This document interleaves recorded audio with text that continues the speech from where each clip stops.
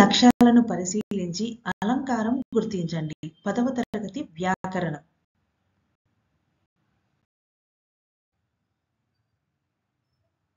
కింది పద్యము సీత అశోకవనంలో హనుమంతుని విరాట్ రూపం చూసిన సందర్భంలోనిది. పద్యము చుక్కలు తలపువ్వులుగా అక్కజముగ మేలు పెంచి ఎంబర వీధిన్ వెక్కసమై చూపట్టిన అక్కోమలి ముదమునొందె ఆత్మస్థితిలోన్. ఇది పద్యము. ఈ పద్యం యొక్క అలంకారం గుర్తించి ఆ అలంకారం లక్ష్యం మనం చెప్పాలి.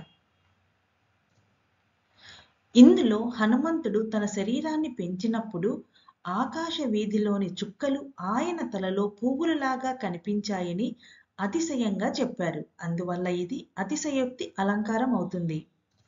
లక్షణము విషయాన్ని ఉన్నదానికంటే ఎక్కువ చేసి చెప్పటం.